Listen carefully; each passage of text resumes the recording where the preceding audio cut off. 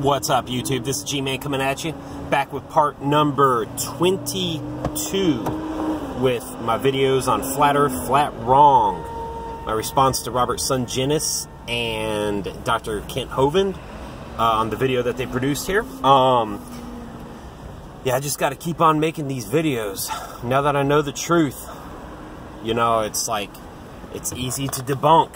It's easy to debunk, and you know, now that I know that the Earth is flat, that's just, I just got to keep rolling with it, because it's like, man, NASA has just made a fool of themselves over the last 50 years, and the internet hive mind has done so much to just rip NASA to shreds. So, okay, let's dig right into it.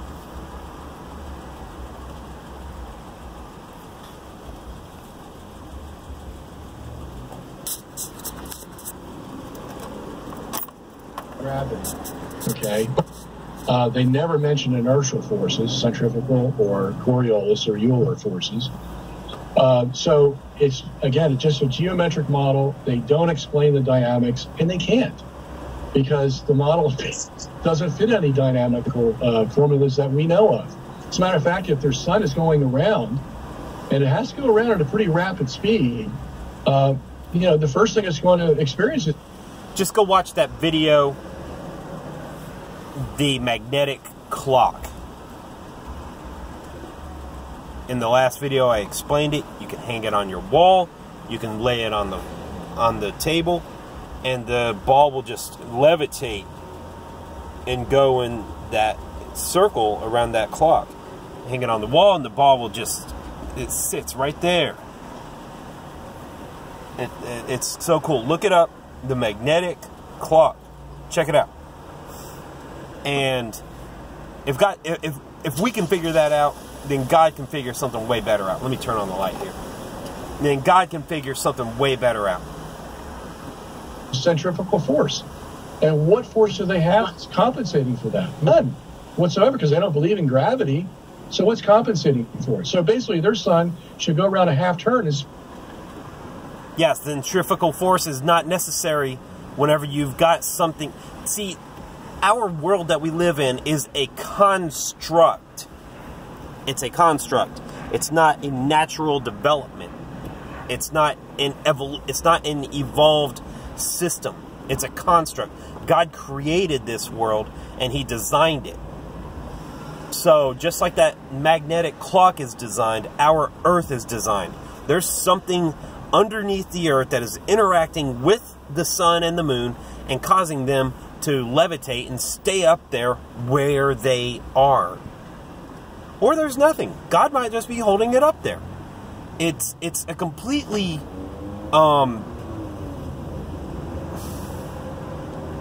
simulated system. You know? And the reason I say simulated is because some people actually believe that we live in a simulation. And Flat Earth could possibly be a simulation. So, anyways, let's keep going. He's just operating off of his preconceived biases. The stuff that he's learned in the past, he just can't get off of it. That you know, we don't live on, he just can't get off the belief that we live on a ball. We spin off into space, basically. If you want to look at a dynamic. See, there it is. There is no space. Space doesn't exist. So we live, like I said, we live on the flat Earth with the dome covering us, and it's holding up water. Outside of this water, I don't know, heaven, where God resides. So, and God lives right on the top. The floor, the glass, the crystal sea. God, it's not actually a liquid sea. The crystal sea would actually be the top of the firmament. Our, you know, the roof of the firmament is His floor to heaven. You know, Anyways. What do they say about the satellites? Yeah, there's a Discover satellite at Lagrange Point 1, which is, what, 1 million miles away? We have another satellite at Lagrange Point 2, the Wilkinson Anisotropy Probe. All these can be positioned to take pictures of the Earth, okay? As a matter of fact, Why aren't they taking more pictures? Why aren't they sending more? Why don't we have any live feeds of the Earth? Why don't they have a satellite or a camera on the moon? Why even have a satellite in space? Have a camera on the moon.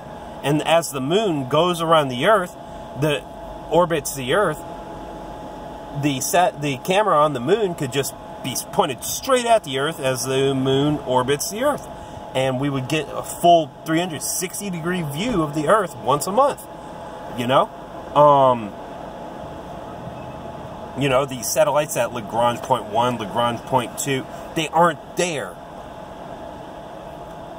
All the video footage, everything that they give us is computer animated. It's created in a CGI, computer graphics imaging.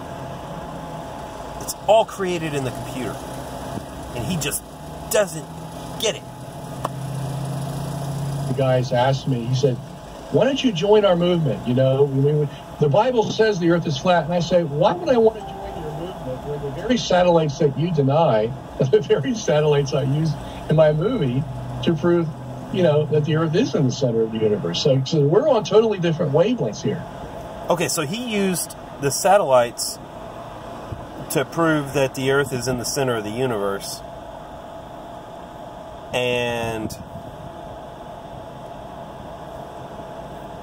I mean, like, he used data from those satellites that's fake. All the data we get from the satellites is fake. It's coming from some other source on this Earth. It starts on this Earth. They might shoot it up at the firmament. It bounces back and goes to a receiver. And then they think, oh, we're getting the data from the satellite. And the satellite's telling us what's out there. So, and it's just, it's all fabricated. By the way, Ken, let me go back to that previous question, because I just remembered something about, you know, what's you're saying, what's holding the sun and moon in place as they're revolving around, what forces are there? Well, there's one guy that I've talked to, I mentioned his name earlier, it's Mark Sargent, who doesn't believe that there's a sun and the moon out there, an actual object called the sun and the moon. He believes it's all light holograms or light projections from another source. He doesn't tell us what the other source is, but that's his explanation for the dynamics, that there is no need for the dynamics because it's just light projection. So, I mean... Yeah, I've listened to tons of Mark Sargent's stuff by now, and yeah, that's pretty much about it. Now, he does believe that there is something up there. There is an object up there that is the moon, and he does believe that there is an object up there that is the sun. So, it's not all simulation. So, yeah. How's it going, man? Good. How you doing? Yeah, doing good. Doing good. So, let's move on.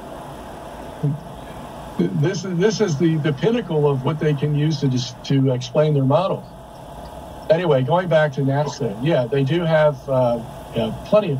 I just sent someone a Japanese picture from their weather satellite. The weather satellite's 22,000 miles above, and there's many nations that have them. We have them. The Russians have them. Chinese, Indians, and the Japanese. They all have weather satellites out there. They're all taking pictures of the Earth. So you would have to say that there's a complete, total worldwide conspiracy to stop these photos from being shown. And there can't be. I mean, but that's how far... It would be nice to see those photos. I guess I could go look them up. But I guarantee this, They're all going to be computer graphics images. They're all going to be CGI animations. CGI created in computers. There's not going to be any real photographs at all. Guarantee you that. Go look it up on the internet. Type in pictures of the Earth from satellites in space. You're not going to find any real pictures. Any real pictures. They're all going to be CGI computer graphics images. If you went to NASA, if you go to NASA, everything that they give us is computer graphics imaging. It's all created in the computers. All of it. Nothing is real photographs. There should be thousands of photographs of the Earth. Thousands of photographs of the Earth. All we get is the fake images, CGI. It's so discouraging whenever you find this out, that we don't have any real pictures, real images. And the stuff that you're looking at that you think is real is fake. They openly admit that it's created in Photoshop, computer graphics, imaging, animation, all created in a computer. They openly admit it. Artists' depiction, artists' rendition. Alright, that's the end of this video. Moving on to the next video. G-Man out.